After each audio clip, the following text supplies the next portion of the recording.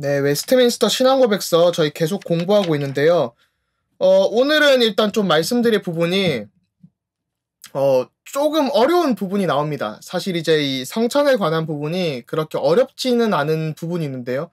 오늘 다루는 게 조금 어려운 게 나와요. 그래서 이제 제가 일부러 이 두 파트로 나누기도 했고, 그 다음에는 저희가 이렇게 공부를 하면서 사실 성찬에 대한 부분을, 보통 교회에서 좀 배우기가 힘이 든 것 같습니다. 보통은 이제 뭐 세례나 성찬이나 이런 성례전이라고 하죠. 이 성례전에 대해서, 보통은 좀 이제 세례 교육받을 때나 이럴 때 배우지 어떤 특정 견해가 있다 이런 것들이 사실 이게 신앙생활이랑 무슨 상관이 있냐라고 흔히 생각하실 수 있는데, 또 그렇기 때문에 사실 강조를 많이 하진 않는 것 같아요, 교회에서도. 하지만 이제 교회 교리를 통해서 우리가 이렇게 성찬에 참여하는 바가, 이런 의미가 있고, 어떤 것은 틀렸고, 어떤 것은 좀 올바른 견해구나, 해석이구나, 또 어떤 견해는 이러한 이유 때문에, 혹은 저러한 이유 때문에 존재하는구나. 이걸 좀 아는 것이 조금 필요한 것 같습니다. 네, 그래서 오늘 이제 좀 살펴볼 부분은요, 지난주와 마찬가지로 주의 만찬, 성찬에 대하여인데요.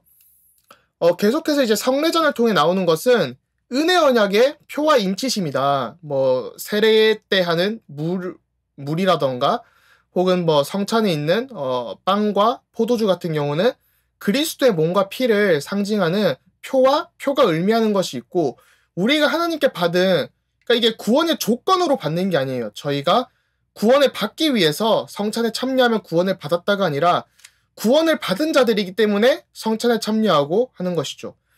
좀 쉽게 말하면 저희는 구원을 받기 위해 교회에 가는 것이 아니라, 혹은 구원을 받기 위해 선행을 하는 것이 아니라, 구원을 받은 하나님 자녀이기 때문에 하나님 자녀가 모이는 교회에 가고, 구원을 받았기 때문에 하나님의 영광을 나타내면서 선행을 하고, 그런 것들로 이해가 되어져야 됩니다. 그래서 이 순서가 바뀌면 굉장히 곤란한 일이 생깁니다. 그 이제 성찬에 대한 견해들이 있는데, 저희가 그럼 오늘 좀 주목할 것은 이 성찬 시에 그리스도의 임재는 과연 어떻게 이루어지는가? 이 빵과 포도주가 어떻게 그리스도의 임재를 표현하고 있는가를 좀 알아봐야 되고요. 그 다음에는 이제 이 비대면 시대, 또 메타버스 시대, 가상현실 시대인데, 이 가운데 이제 지난주에도 알아봤지만 성찬을 어떻게 이해해야 되냐, 뭐 온라인으로 할 수 있냐, 아니면 뭐 라이브 스트림이 이렇게 녹화가 되잖아요. 저 이렇게 공부하는 게 녹화가 되는데, 이런 거 이후에 이제 또 성찬을 해도 되냐라는 부분도 고민이 될 수 있고요. 뭐 지난주에 좀 충분히 다뤘다고 생각하지만 오늘 한 부분이 좀 더 나오게 됩니다. 그 다음에는 이제 불신자들이 이렇게 성찬에 참여해도 되는가? 외적인 참여죠. 마음은 아직 중생되지 않았는데 참여해도 되는가? 이런 질문들이 조금 나오게 됩니다. 그래서 이 부분들에 대해서 좀 살펴보게 될 텐데요. 지난주에 저희가 4가지 견해 살펴보면서 첫 번째는 로마 카톨릭의 화채설. 이게 이제 빵과 포도주가 그리스도의 실제적인 몸으로 변화가 된다라는 것이죠. 그 다음에는 루터교의 공채설 혹은 공제설은 변화는 안 되는데 그게 함께 있다. 빵 안에 혹은 빵과 함께 있다. 포도주 안에 포도주와 함께 있다. 라고 나옵니다. 이 공채설이 등장하는 이유가 있는데 이제 그걸 조금 이따가 이제 좀 얘기하게 될 것 같고요. 이게 뭐 유명론과 그 실제론 이거 말고도 하나가 더 있어요. 그런 주장이 나올 수 있는 배경이. 그 다음에 이제 칼빈의 영적 임재. 아니다. 이 그리스도는 육신적으로 이렇게 있는 게 아니라 영적으로 임재하시는 거다라고 하는데, 제가 이제 말씀드리려는 그 부분이 이 루터교와 칼빈 학파의 이 큰 차이점입니다. 그래서 이런 게 있구나라고 또 기억을 해두시면 되고요. 쯔빙글리는 이제 칼빈과 같은 루트죠. 이 개혁파 신학자인데, 이 상징설, 기념이다. 그러니까 이게 그냥 뭐 장례식 이런 건 아니지만 우리가 어떤 영적으로 그리스도께서 함께 하심을 기념하고 기억하는 것이다. 사실 이 기념이라는 게 진짜 좀 약간 그런 좀 추모 예배 이런 느낌이 되면 안 되는데 저희가 그런 식으로 하고 있지 않나라는 우려도 좀 되고, 많은 교회들이. 그래서 그런 것들을 좀 갱신하고 개혁해야 될 것 같습니다. 네, 그러면 이런 것들을 일단 4가지 견해가 있다를 아시고 한번 보시면요. 29장 5에는 이렇게 나옵니다. 이 성례의 외적 요소를 그리스도께서 정하신 용도에 따라 마땅히 구별해야 하는 이유는 이것이 십자가에 못 박히신 그리스도와 깊은 관계가 있기 때문이다.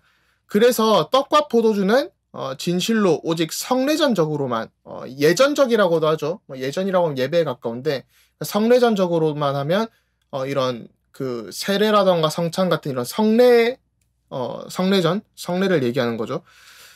때때로 전적으로만 때때로 그것들이 나타내주는 것들의 이름으로, 즉 그리스도의 몸과 피로 불린다. 그러나 그렇게 부른다 해도 그것들은 실체와 본질에 있어서는 전과 조금도 다름이 없이 진실로 여전히 떡과 포도주일 뿐이다. 이렇게 나옵니다. 그러니까 이 외적 요소가 저희가 뭐 성찬시에 빵과 포도주, 뭐 떡과 포도주 이런 것들을 말씀을 하시는데 이제 그런 것들을 뭐 대체를 해서는 안 된다는 거예요. 뭐 갑자기 뭐 오늘은 김치볶음밥과 어떤 뭐 사이다를 먹자 이렇게 해서는 안 된다는 것이고 떡과 포도주 뭐 사실은 빵이 좀 더 맞겠죠. 뭐 영어로 번역은 빵으로 보통 되니까 그래서 뭐 빵과 포도주는 떡과 포도주든 아무튼 이런 빵과 포도주는 그 사실은 성례를 할 때만 의미가 있고 이걸 써야 된다는 겁니다.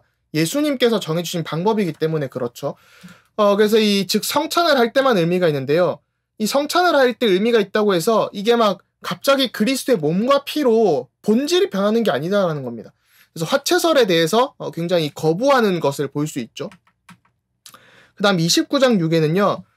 떡과 포도주의 실체가 사제의 봉헌이나 어떤 다른 방법에 의해 그러니까 막 기도하고 축복한다고 해서 실제 그리스도의 살과 피로 변한다는 주장하는 교리 보통 이것을 이제 로마 카톨릭에서 화채설이라고 하죠. 이 교리는 성경에만 모순되는 것이 아니라 상식과 이성에도 모순된다. 또한 그것은 성찬의 본질을 뒤엎는 것이요. 이제까지도 그래왔고 현재도 많은 미신과 조잡한 우상 숭배의 원인이 되고 있다라고 굉장히 강력하게 이야기하고 있습니다.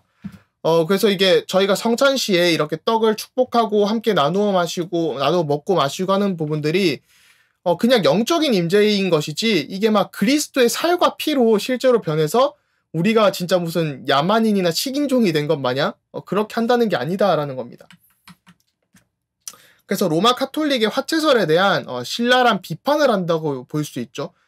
그 비판을 하는 요소가 이게 성경에 모순되고 그러니까 성경이 가르치는 바가 아니고 또 상식과 이성에도 상식적으로 제가 이렇게 갑자기 차를 마시고 포도주를 마시고 있는데 예배 때 그걸 마신다고 해서 갑자기 그리스도의 피가 되고 또 사실 과학적으로나 뭐 혈액형이나 이런 거 수혈 그렇게 하면 안 되잖아요. 상식과 이성에도 모순이 되고 또 성찬의 본질은 사실 우리가 그리스도의 어떤 한 교회에 이렇게 참여하는 것인데 그런 여러 가지 본질에도 모순이 되고 그러다 보니까 이게 막 우상숭배하고 뭐 미신이나 조잡한 이런 우상숭배의 원인이 된다라는 거예요. 그래서 이런 걸 굉장히 경계하는 걸 볼 수 있죠. 제가 현장에서 이렇게 대학생들 만나고 또 사역을 하다 보면 한국계에 가끔 보이는 것 같은데 막 인분을 먹고 혹은 뭐 공동묘지에 가서 뭐 이런 것들을 해야 된다. 그런 것들도 이제 이런 부분들에서 파생되어져 있는 부분들도 어느 정도 있겠죠. 이제 그런 부분들을 저희가 조심해야 되는 것 같습니다. 그래서 29장 7에 보면요. 수찬자들이 이 성례에서 눈에 보이는 요소를 외형적으로 합당하게 받을 때 십자가에 달리신 그리스도와 그의 죽으심으로 인한 모든 은혜를 내적으로는 믿음으로 실제로 진정으로 그러면서도 세속적으로나 육체적으로가 아니라 영적으로 받으며 그것에 의해 양육된다. 이게 저희가 이 그리스도를 믿는 이 은혜는 실제적으로 우리 마음 안에서 믿음으로 또 진정성으로 이렇게 한다는 것이죠. 막 세속적으로 하거나 어떤 육신적으로가 되는 게 아니라 영적으로 우리가 양육된다라는 겁니다. 그리스도의 죽으심을 묵상하면서요. 그리스도의 살과 피는 떡과 포도주 안에 혹은 그것들과 함께 혹은 그 아래에 육체적으로나 물질적으로 있지 않다. 성도들이 그 자체의 요소를 외적으로 만질 수 있는 것처럼 그 살과 피는 실제적이지만 영적으로 그 의식에 참여한 성도들의 믿음에 있다라고 합니다. 그래서 이게 보면 웨스트민스터 신앙고백서가 말하고 있는 바가 다름이 아니라요. 일단 루터교의 교리도 이제 비판을 하는 거죠. 루터교의 교리를 비판을 하면서 영적으로 임재를 하신다는 거예요. 그러나 저희가 이제 지난주에도 살펴봤지만 웨스트민스터 그 29장 1에 보니까요. 1이나 2에 보면 기념이라는 단어가 2번 등장을 합니다. 그 기념이라는 단어를 통해서 어떤 기념설에는 조금 열린 태도를 보이지만 그럼에도 불구하고 이런 좀 영적 임재에 굉장히 강하게 한다라는 것이죠. 이런 차이가 어떤 의미를 얘기하냐면 제가 이제 반복해서 말씀을 드리는 부분이지만 뭐랄까요, 저희가 웨스트민스터 총회에 모인 사람들이 다양한 이 교파나 어떤 배경들을 가지고 왔잖아요. 그렇기 때문에 그런 다양한 견해들에 있어서 이 정도는 수용 가능하다, 이 정도는 수용해도 이단이 아니다, 이렇게 얘기를 할 수 있는 거고요.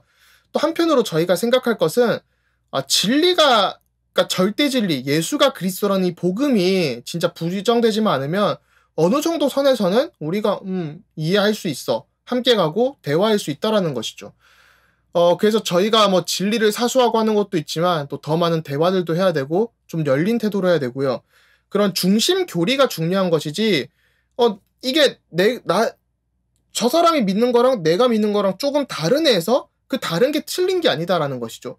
다름도 인정하고, 다를 수 있고 조금 다르지만 틀린 건 아니구나. 그래서 다른 것과 틀린 것을 잘 구분해야 되는 것 같습니다. 그래서 이게 좀 여기가 이제 조금 이제 좀 머리가 아프실 수 있는 부분들이 나오기 때문에 제가 미리 좀 양해를 구합니다.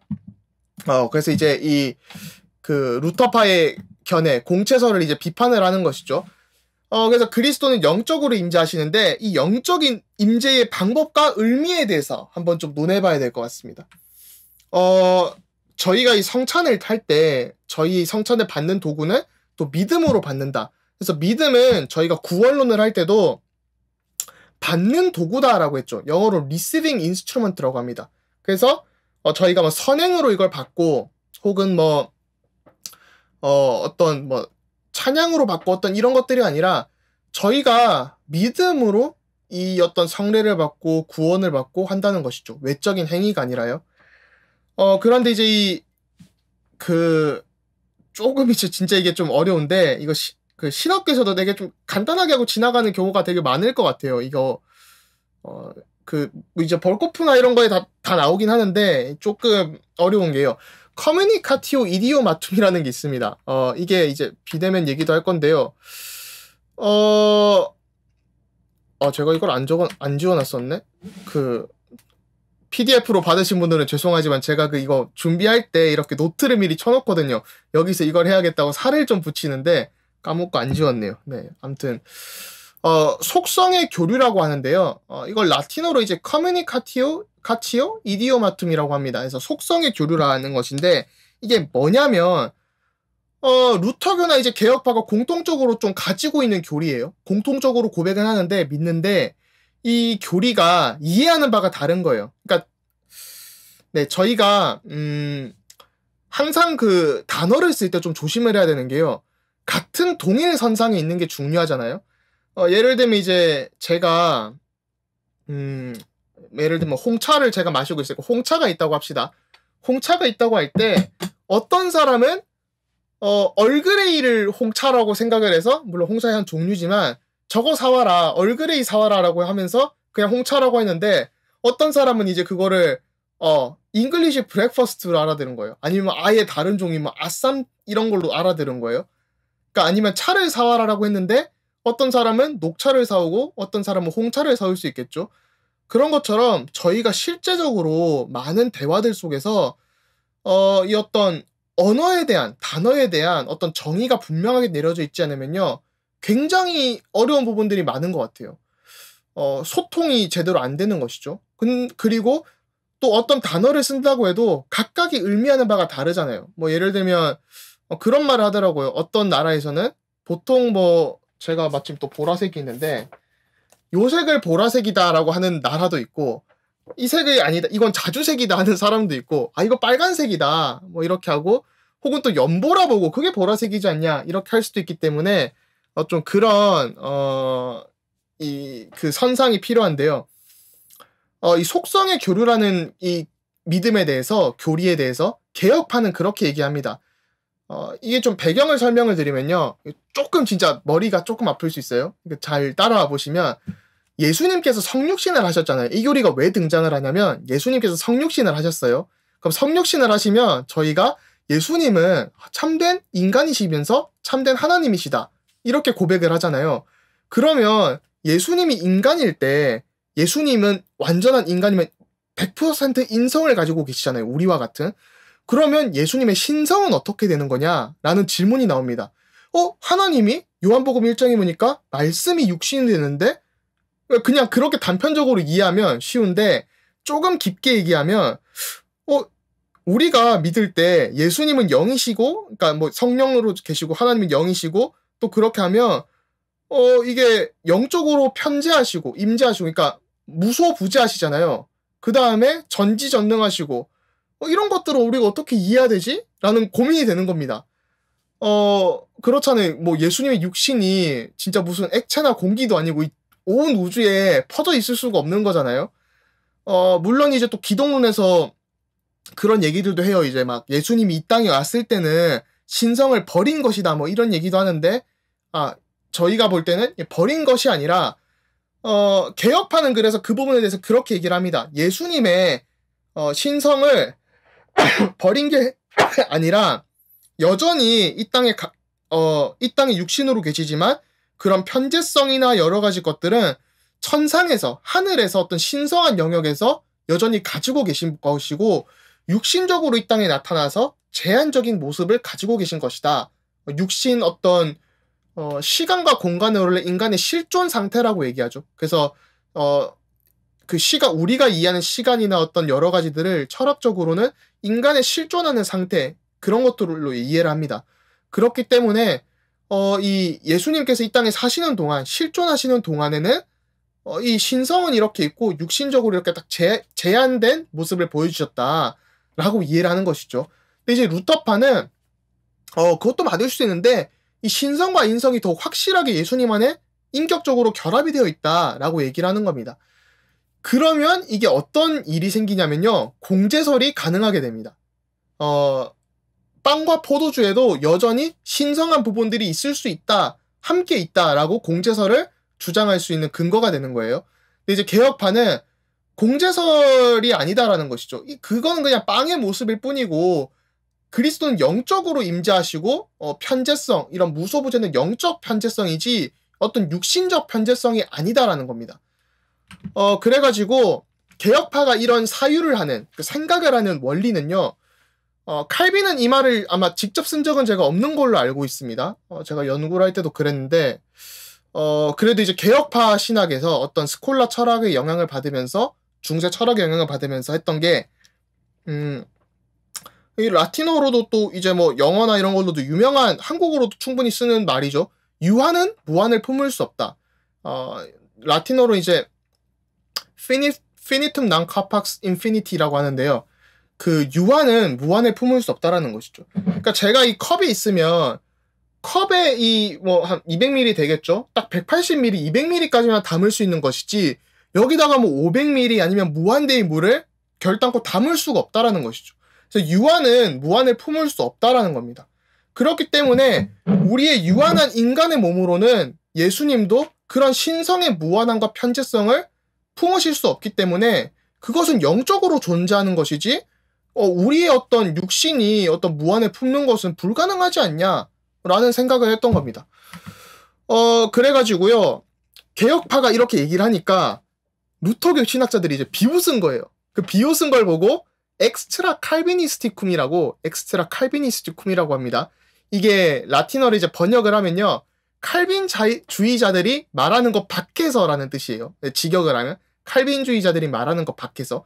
그러니까 루터파들이 개혁주의를 보면서 칼빈 신학자나 이런 걸 보면서 아니 그리스도의 신성과 인성이 함께 있지 어떻게 신성은 이렇게 편재하는데 인성과 결합을 할 수 있겠냐 말도 안 되는 얘기하지 말하면서 쟤네들 말하는 거 빼놓고 우리끼리 이렇게 얘기해 라고 해서 등장한 게 이 단어인 거예요. 엑스트라 칼비니스티쿰. 쟤들 말하는 거 빼놓고 그 밖에서 이야기하자라는 겁니다. 그래서 어떻게 그리스도의 신성, 인성 밖에 있냐라고 이제 쟤들이 어떻게 말하냐 비판을 한 거죠. 좀 비꼬면서 등장을 한 단어입니다. 그래서 이제 루터파는 이런 신성과 인성이 결합되어서 있기 때문에 그 편재성도 결합되어 있기 때문에 그 빵에도 포도주에도 실제적으로 어떤 결합이 가능하니까 그 함께 있다 이렇게 주장이 되는 겁니다. 그러니까 막 변하는 건 아닌데 함께 있다 이렇게 주장할 수 있고요. 칼빈주의는 아니다. 그리스도는 이 유한은 무한에 품을 수 없으니까 영적으로 이렇게 임재하시는 것이고 그 나사렛 땅에만 딱 있으셨던 거고 그 다음에 이 인성적으로는 이 땅에 임재하셨고 그럼에도 영적으로 동시에 편재하셨다. 그리고 십자가에서 죽으시고 돌아가시고 부활하시고 죽으시고 부활하심으로 이제 천국에 승천하셨기 때문에 이 땅에 이제 이 땅이 임재하시는 게 아니라 이제는 영적으로 이렇게 임재하시는 거다라고 이해를 한 겁니다. 그렇기 때문에 성찬 때 임하는 것은 그리스도의 실제적인 육신이 아니라 영적인 어떤 것이 임재를 한다라는 것이죠.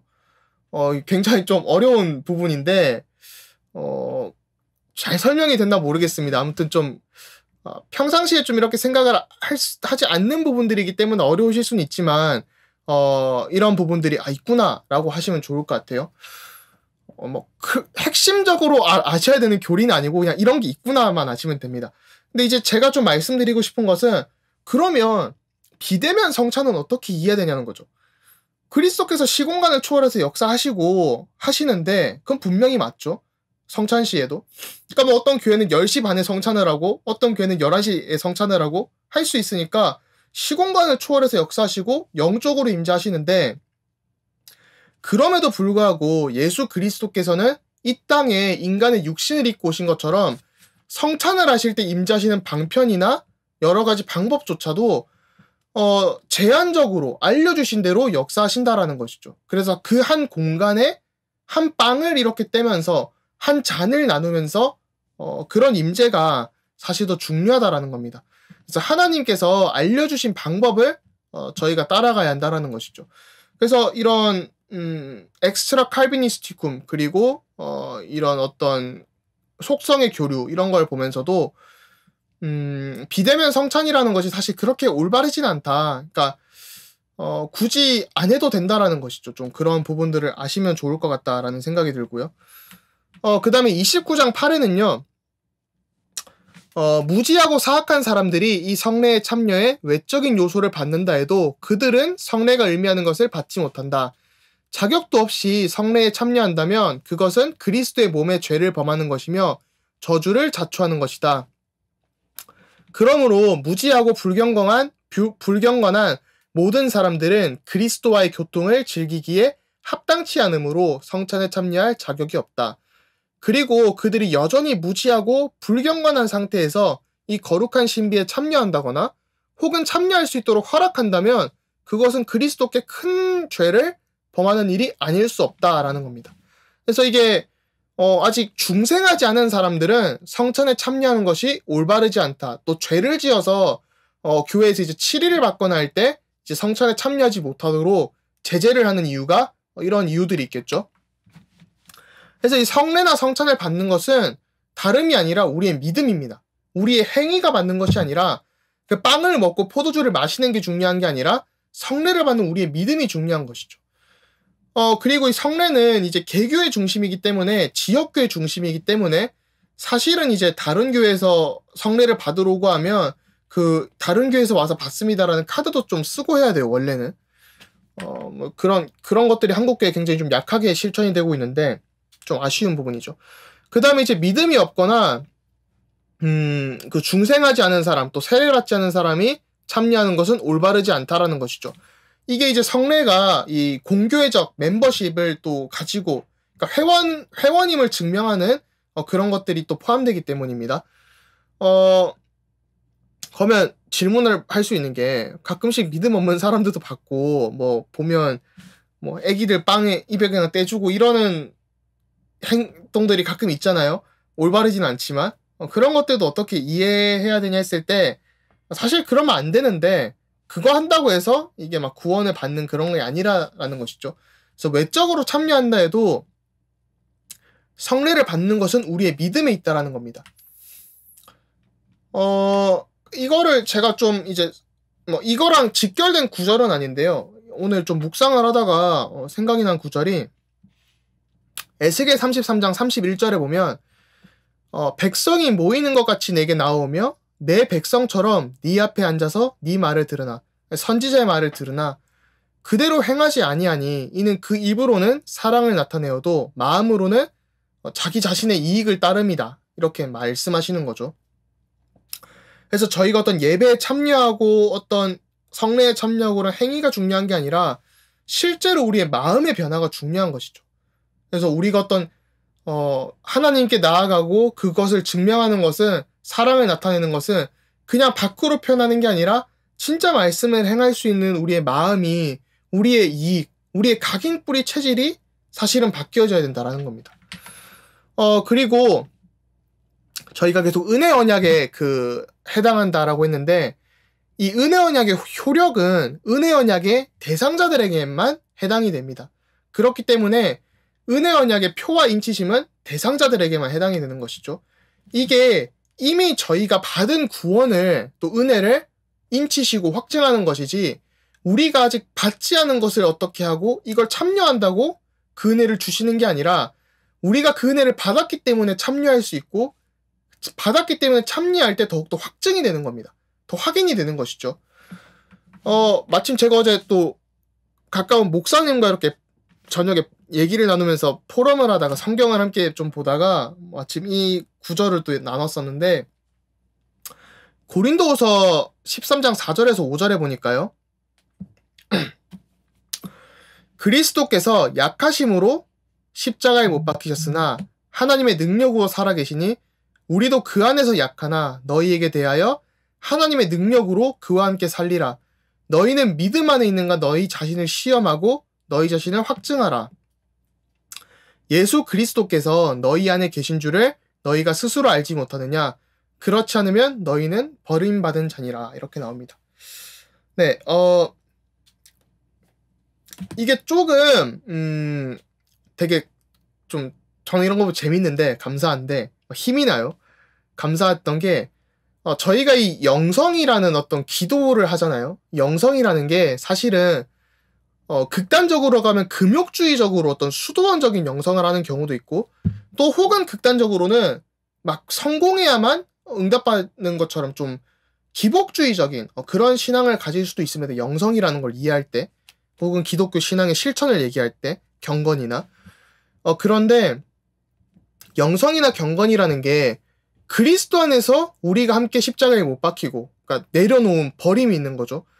그런데 동시에 그리스도와 함께 살아서 하나님의 능력이 우리 안에 채워지는 그런 것들이 사실은 영성과 경건이 있다는 것이죠. 그래서 우리는 죽고 그리스도 안에서 다시 살아나는 그런 힘을 얻는, 성령의 충만함을 얻는 게 참된 영성이고 경건이다. 그런 게 사실 우리가 순례자의 길을 걸어가는 또 그게 정복자의 길이 되는 것이죠. 그러면서 여기 보면 믿음 안에 있는 거 이런 시험하라, 확증하라 이런 게 나오는데, 여기 나오는 시험하라, 확증하라는 너희가 뭐 고난을 받으라 이런 게 아니라 너희가 이 은혜에 참여하고 있는지, 어떤 너희의 성품이나 그런 캐릭터들이 있는지를 확인해 보라라는 거예요. 그러니까 나쁜 의도가 아니라 더욱더 긍정적으로 확인을 해보라는 것이죠. 그러면서 여기 믿음이 나오잖아요. 여기 믿음, 여기 믿음이 나오는데, 안 보이네. 네, 믿음이 나오는데, 이 믿음이라는 게 이게 헬라어로 보면 정관사가 들어가서 그 믿음입니다. 어떤 믿음이냐면 그리스도께서 십자가에 못 박히고 우리와 함께 하셨다는 그 믿음 안에 우리가 있냐, 그걸 확인해 보라라는 것이죠. 그러면서 동시에 이게 고린도후서 13장 마지막이잖아요. 13장 마지막이니까 하나 또 주목을 해야 될 게 있습니다. 고린도 전서 1장에서 말하는 바울이 고린도전서 1장에서 뭐라고 하죠? 1장 18절부터 25절에 보니까 이 십자가의 도가 멸망받는 사람들에게는 미련한 것으로 보이지만 우리에게는 능력이 됩니다. 이렇게 얘기를 하잖아요. 그거랑 딱 연결이 되는 거예요. 그래서 십자가의 복음이, 이 십자가의 도가 연약해 보이고 막 그리스도의 성찬을 기념하고 여러 가지 이런 일들이 연약해 보이고 약해 보이고 하는데, 우리는 그리스도와 함께 살았기 때문에 우리에게는 능력이 된다라는 것이죠. 그래서 그 믿음 안에 있는지를 너희가 한 번 더 확인해 봐라, 이 얘기를 하는 겁니다. 그래서 고린도 전후서가 이렇게 아주 아름다운 이 서론과 결론이 딱 나오게 되는 것이죠. 사실 고린도 전후서에 이렇게 쭉 성찬에 대한 얘기도 나오잖아요. 저도 이걸 묵상을 하면서 너무 감사하다. 진짜 이 우리가 이 그리스도의 능력을 말씀으로 확인할 수 있다는 게, 뭐 신학적으로 복잡한 것들도 있지만 사실은 이걸 딱 가지고 가셔야 되는 것 같습니다. 그래서 좀 끝으로 보면요, 우리의 믿음으로 그리스도의 임재를 바라보는 게 성찬이다라는 것이죠. 진짜 이 빵과 포도주를 먹음으로써 그냥 이 방편인데 막 숭배할 신비적 대상은 아니지만 그리스도께서 우리와 함께 하시는구나, 그리스도께서 우리를 위해 죽으시고 부활하셨구나, 이 부분을 더욱더 묵상을 해야 되는 것 같습니다. 그 다음에 이 비대면 시대의 성찬은 성경적으로는 이제 신학적으로 옳지 않은데, 이제 이 부분을 이제 어떻게 좀 이해를 해야 되냐면요, 교회들도 아마 많이 하고 있을 거예요. 근데 이제 이거를 이때까지 이런 시대가 없었잖아요. 그렇기 때문에 이것들을 충분히 고찰하고 성찰을 하면서 교단적으로 이거는 좀 우리가 고쳐야 될 부분이 있구나, 이런 것들이 좀 수면 위로 드러나서 논의가 충분히 돼야 될 부분이 있는 것 같습니다. 좀 그런 것들이 세미나나 이런 여러 가지 신학자들의 의견들도 나와야 되고 성경적 신학적 고찰들이 이루어져야 되는 것이죠. 또 끝으로는 막 성찬에 참여한다고 해서 다 은혜를 받는 게 아닌 것이죠. 다만 이것은 우리가 구원받았기 때문에 은혜 언약의 확증이지 구원받는 조건이 아니다라는 것입니다. 네, 그래서 이제 이 성찬에 대해서 이제 이렇게 딱 알고 계시면 어디 가서 이제 헷갈리시지도 않고, 뭐 한국엔 사실 루터교도 많이 없고 하니까 뭐 이런 견해들에 대한 공부를 많이 안 하셔도 되지만 막 이런 것들이 있을 수 있구나. 근데 이게 막 너무 틀리다 이게 아니라, 뭐 화채설은 좀 틀렸지만 좀 어느 정도는 다르다 하는 선에서 이해할 수 있구나. 그렇게 좀 보실 수 있을 것 같고요. 다음 주에는 교회의 권징에 대해서 나오면서 이제 이 정부와의 관계 이런 것들도 조금 나옵니다. 그래서 저는 성경을 읽을 때 항상 좀 궁금했던 게, 마태복음 16장에 보면 이 천국 열쇠를 내게 주노니 뭐 이런 얘기도 나오고, 뭐 다윗의 열쇠 이런 얘기들 여러 가지 나오잖아요. 이런 것들이 무슨 뜻일까 했는데 그게 이제 교회 7위권과 관련돼 있다, 이런 것들도 한번 좀 살펴보면 좋을 것 같다는 생각이 들고요. 그래서 이제 교회의 권징과 또 이제 교회 이런 총회, 또 국가와의 관계 이런 것들을 한 번 더 다루게 될 것 같습니다. 그러면서 종말론으로 넘어가게 되는 것이죠. 네, 그래서 오늘 조금 어려운 내용들이 있었는데 어떠셨을지 모르겠지만 그냥 너무 심각하게는 아시지 않아도 되고 이런 게 있구나 정도만 아시고 좀 끝부분에 나오는 묵상할 부분만 많이 가져가셔도 좋지 않을까라는 생각이 듭니다. 네, 그러면 추운 겨울이 약간 될 것 같은데 또 날이 좀 풀린다는 얘기도 있지만요. 네, 그러면 또 한 주간 잘 보내시고 다음 주에 뵙도록 하겠습니다. 네, 감사합니다.